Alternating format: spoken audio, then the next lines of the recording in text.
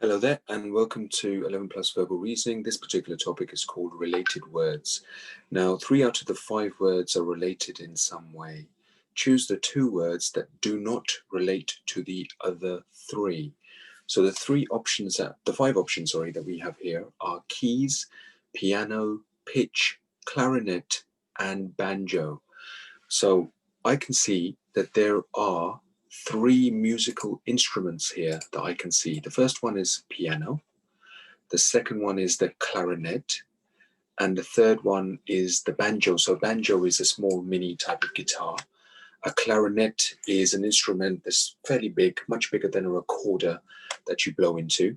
So in this case, I would say that pitch and keys are the 2 words that will be the odd ones out. And you have to do exactly the same process with the rest of the 10 questions going forward as well. Good luck with these questions. Thank you.